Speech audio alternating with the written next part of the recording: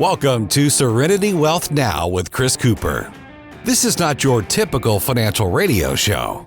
As a licensed CPA, insurance agent, and investment advisory representative, Chris coaches his clients on a holistic view of financial well-being with an objective of providing a complete financial strategy to fund life's goals.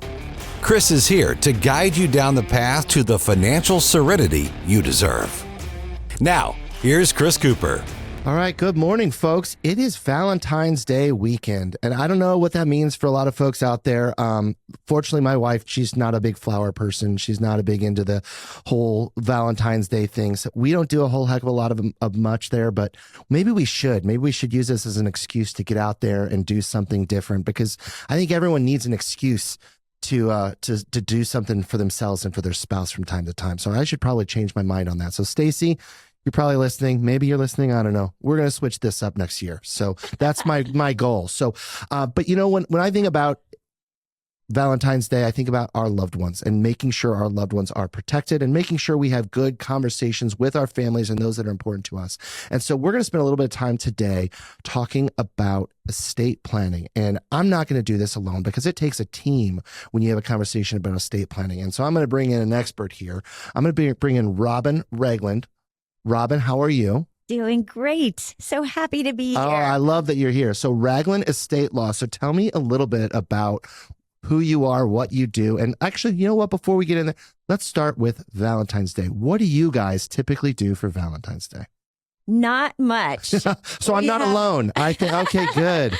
But, you know, we acknowledge it. Yeah. And so we still have two kids at home. Yeah. And it was fun when they were little, you know, all the little Valentines and the Valentine holders and everything. So they're because they're your Valentines. Your husband's not your Valentine, right? Like, it's the weirdest thing. I don't know. Yeah. Everybody is, you know, we're all experiencing this Valentine's Day. Yeah.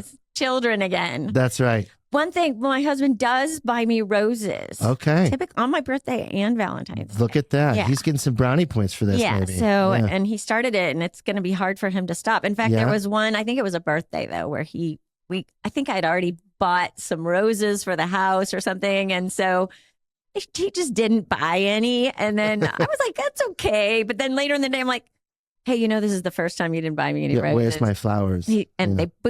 They show. He's so good. So Stacy is not a flower person. She is not. She looks at it and goes, well, great. That's one thing that's going to die on my watch that I now have to throw away. Thank you.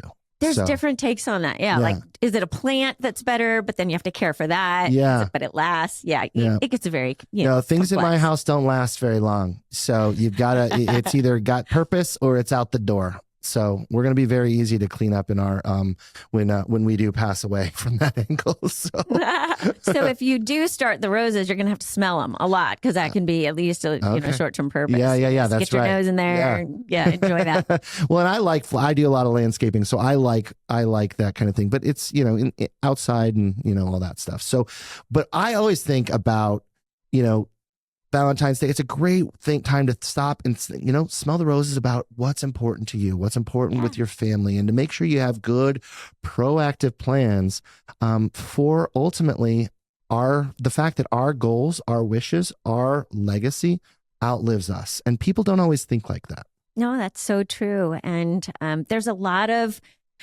things that can happen in life or near you, things that happen near you to friends or loved ones that make you think, man, maybe I really do need to do what my financial advisor has been telling me to do for a very long time, which is to go and get my estate plan done. Yeah. What does that look like? And it really is, estate planning really is a very personal process. Mm-hmm. And a meeting where you're there with your spouse, you're talking about things that maybe you haven't talked about for a long time.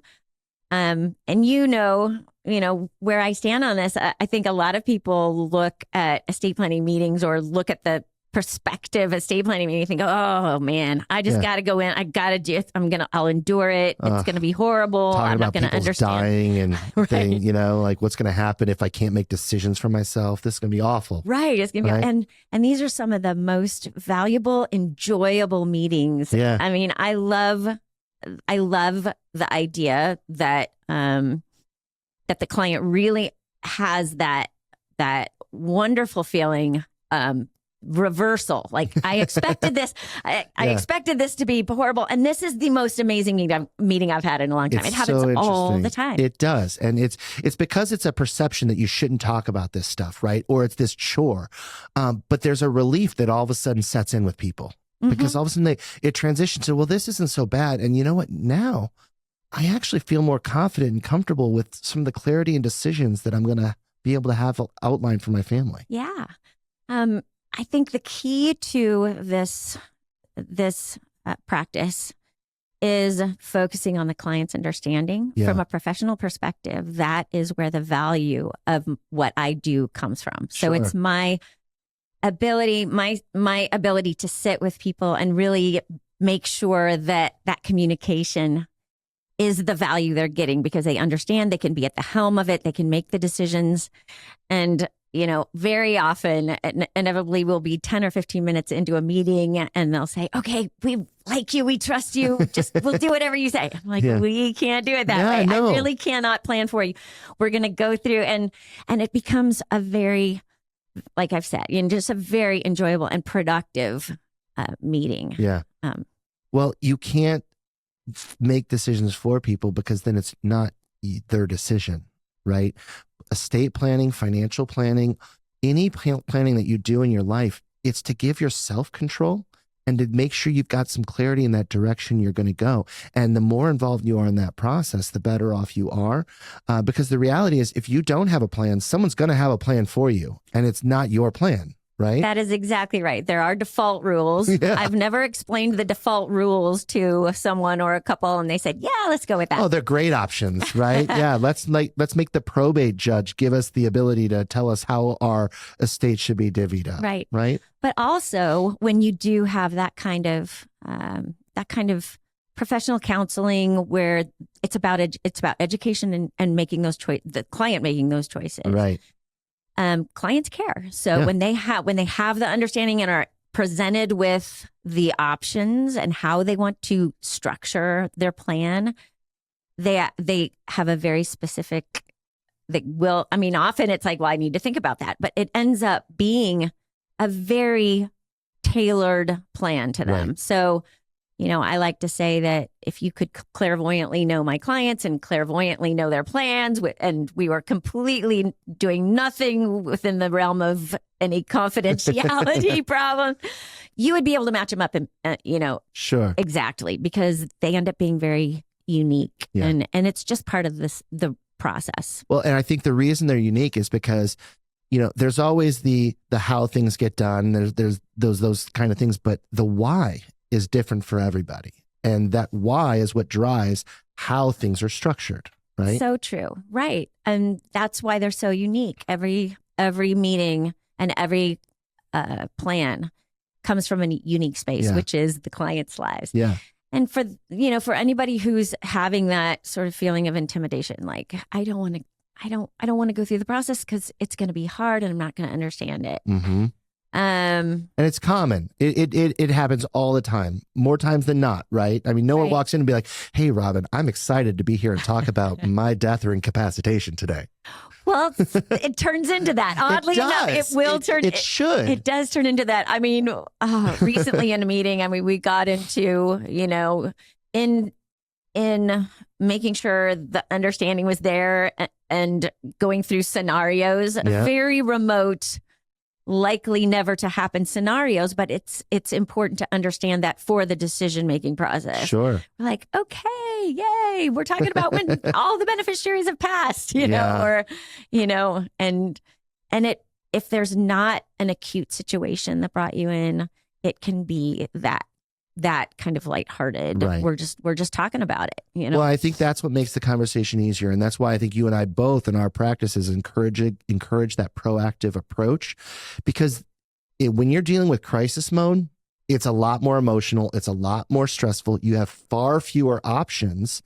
And therefore it is a little bit more dramatic and a little bit more panic setting. Right. And it is a serious topic. So in this process of kind of designing your estate plan with an attorney,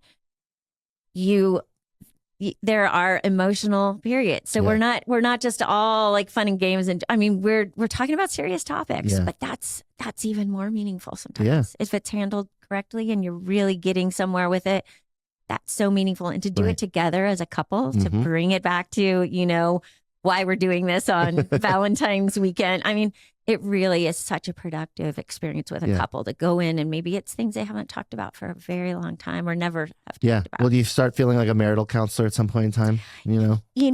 It's what I love about it is it really ends up being that, but it's with the substance like Right. forefront. So you're talking about really Sure. tangible choices. Mm-hmm. I mean, tangible is maybe a stretch because we're not great, but facts and hypotheticals that really then turn into tangible documents Mhm. and tangible decisions about language. And you're addressing all your, basically the full scope of your life, your family relationships, your assets, your closely held businesses, your real estate, your everything. I mean, everything's involved in Right. the estate planning process. Well, I think business owners, especially, people don't think about that. We're so busy growing our practices, right? I mean, you're an entrepreneur yourself. I am too. We're so busy doing what we do to serve our clients. It's easy for me to go, oh, I talk about this every day. So do you. I know I need to have my estate plan in order. I know my business plays a key role in that.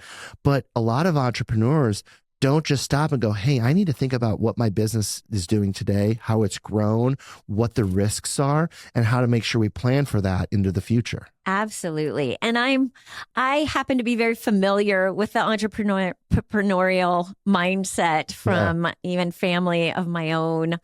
My father, it kind of runs in the bloodstream a bit. And I really can relate to the idea of why would I go talk about my death? I am a forward thinker. I'm not going to think about failure. I'm going to think about success. And success is alive and today and tomorrow and planning and growing and building. Why would I ever go do that? And I'll tell you, it can be even more impactful for entrepreneurs because we're not talking about something that's not current. As it turns out, you get into an estate planning meeting and you're talking about more than ever the mission of what you're doing every day. Right. That's right there at the fore of the decisions you're making about this. And you get connected to what you're doing and why more than ever. Absolutely. Well, your business is going to transition at some point in time. Whether it's today, tomorrow, at passing, whatever, it's gonna transition. The key is, how can it be set up for that long-term success? Because a business entity does have the ability to outlive you as the individual owner, right? And with a lot of planning, and especially business succession planning, and if you're getting into tax planning, you want to do that planning early. You do, and you don't want to do it when you desperately need it. Nope. You want to do it long before that. You want it to be part of the foundation you're walking on every day, making you feel solid. Well, your business is your biggest asset typically, right? For most folks who are business owners, the business is your single biggest asset. You want to make sure it's working for you today and into the future, set up for that right success. You have more options and control. Right. Yeah, absolutely. And I think that's the biggest thing about estate planning is that it gives you that, it's empowering to know that you have that control over some things we necessarily can't control. We don't know exactly when we're going to pass away. But having that peace of mind and knowing that you have that control in place, so you have flexibility and options, I think is very key for people. Absolutely. And I think, in different ways, though, there is that intimidation about having that meeting. Yeah. Okay, I'm going to have the meeting and then I'm going to die. Or there's so many reasons, Yeah. But I think if you can recognize that if you have that kind of intimidation in the back of your head, it's because you need to do that. Right. And you don't expect that maybe that's going to be a good experience. It will be. It will be. You will get rid of that niggling guilt, you know. And when you walk into my office, there's no guilt. Like if you've operated 5 businesses and have 55, pieces of property, and you haven't done planning forever, no guilt. Right. You're here now. It's okay.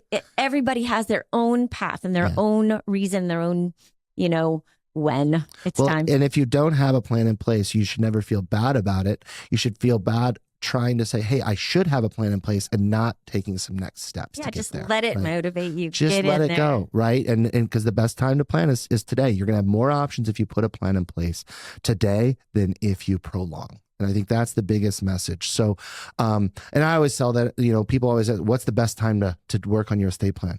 Right? I think it's today or maybe yesterday would have been better, but today is okay too. Right. Right. When you need it is not the right answer. Right. Right. You have less options. It's like that. What's the best day of your life? Oh man, what is it? The day I got married. I don't know. Kids, what do you think? What is it? Well, one of the answers is today, because today is all there really is. That's right. The past is the past. The future hasn't happened yet. Here I am. And if you live based on that pretense, you're probably going to continue to have a better day every day, right? What a positive outlook on life. There we go. See, estate attorney talking about those kind of positive things into the future. That's what we want to have. So, all right. So common blunders when we think about estate plans, right? So, and I guess before we get into that, let me go backwards a little bit. Who needs an estate plan? So, everyone needs a core plan. Yeah. So whether you're high net worth, ultra high net worth, mid wealth, and you just had a baby, you're starting out. Yep. Even if you're single and you have assets that you have intention for. Mm-hmm. But everybody needs a core plan. And that typically now the will in a very broad sense has been replaced by the revocable trust concept. And I'm a big fan of that. Just, briefly, let's touch on will versus trust. I have my opinion, and I'm kind of a trust all the way person. And it's simple because I don't like to see the probate courts get involved. Right? Yeah, right. And so there are situations, and I haven't, and they're few, to be honest. I mean, the revocable trust just does so much more. So we can touch on that. But there are situations where you're single, all you own is a house. You've got, I don't want to come up with a strict scenario because really it's very, very different. Yeah. But there could be a scenario where, okay, a will makes sense. A will Let's could just be do fine. that. Yeah. But revocable trusts operate like wills, except outside of the probate system. So it's private. In Missouri, we have wonderful joint trust law for married couples where there's the added benefit of asset protection called tenancy by the entirety's asset protection between married couples. And we have very strong law, even that's been updated recently to make it even more powerful and stronger. And so in Missouri, a lot of joint trusts are being created pursuant to our statute that are great. Sometimes there's reasons to do separate trusts. If we got too much into the technical, we could go on forever. So I won't do that. But another general concept, trust versus, revocable trust versus will. And the revocable piece is important because there are things known as irrevocable trusts. Right. And those are different beasts. You say it cooler than I do. I say irrevocable, but I like it. I know tomato, I guess. I don't know. I like the way you say it. So go ahead. Say it one more time for us. Do I say irrevocable? There, I like it. No, see, that's how you say it. Yeah. That's how I say it. But irrevocable trust. So while a will comes into play only at death, you have to die in order for the will to be effective. A revocable trust also covers periods of incapacity. Right. So you're able to name your successor trustees as fiduciaries, and fiduciary means they're acting in your best interest, in their best judgment, but in your best interest, not their own. And it's a very important concept, and it's a concept in the law. If you're a fiduciary, you need to do it that way. Yeah. That's well, that required. Incapacitation conversation is always tough because people they don't want to have that conversation for sure. We know we're going to pass away, but we definitely don't want to have a conversation about losing control. And I think it's so important in the estate planning process because we plan for that kind of stuff. We have to have contingency conversations on those things because you do want to make sure that your wishes, even if you can't make them, someone's able to make those decisions on your behalf. Right. And that just brings me back to you in this estate planning meeting, you're having conversations that maybe you've never had. Because maybe there is a tendency, I don't really need to sit down and talk to my spouse about my incapacity or the potential of it between us or both of us or what happens if.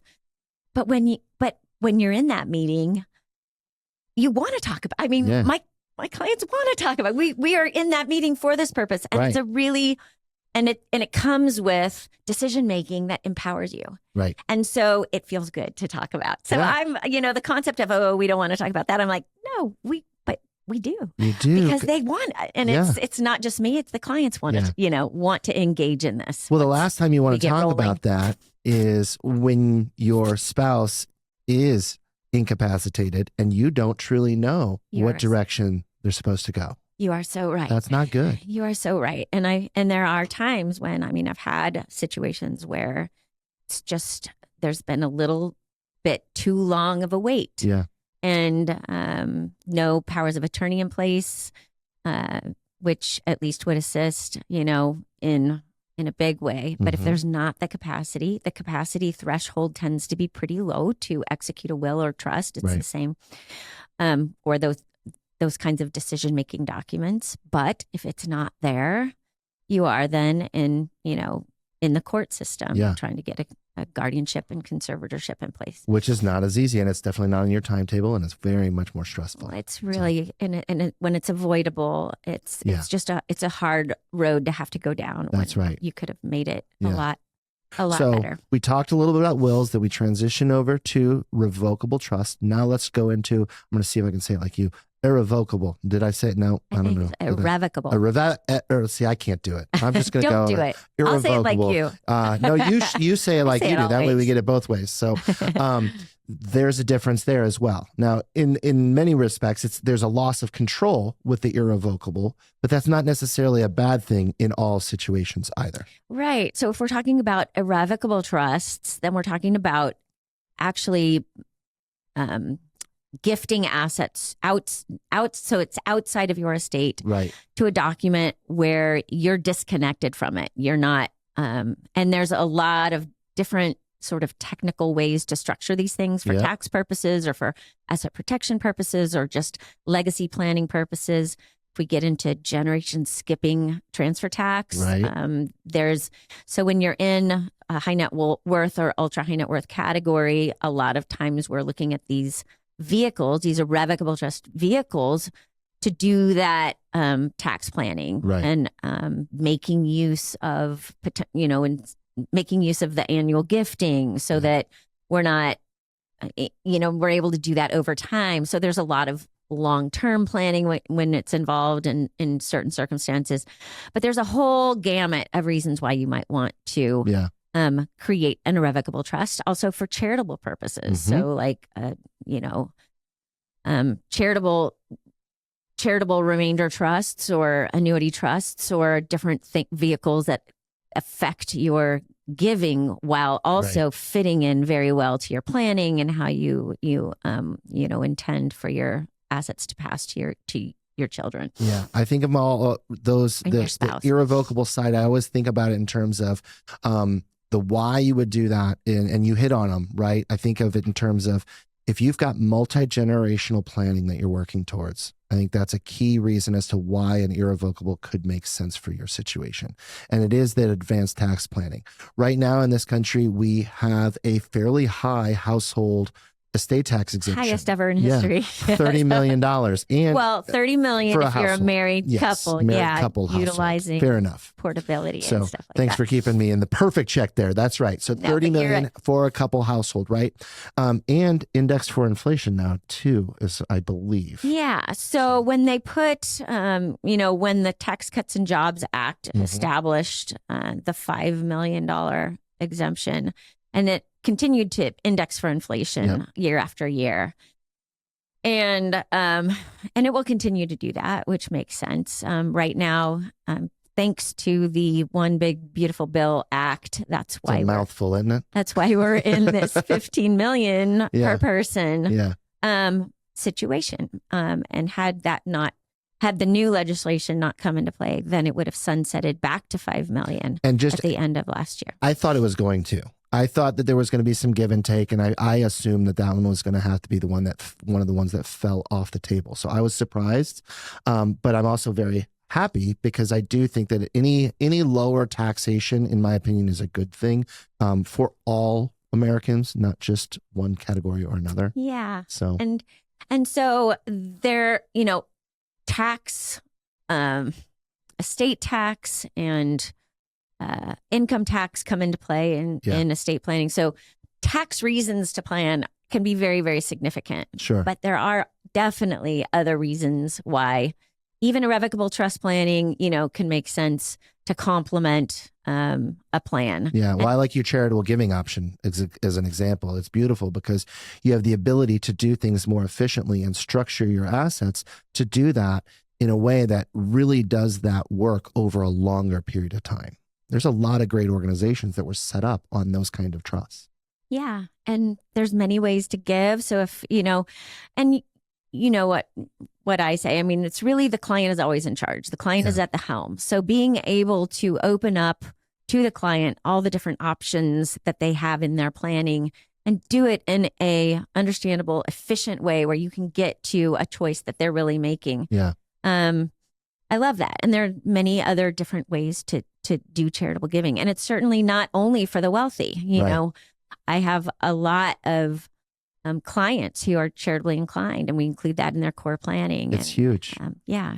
And it's so important, and we talk about that often with the folks that I know that are charitable in nature as well, because we want our gifts to go in the most efficient way possible. And if we can do some things, just simple financial strategies, using IRAs if you do it through charitable giving, it isn't subject to required minimum distributions the same way. It's just little things like that can make a very big difference, create some taxation advantages that make your gift go that much farther to the causes you care about.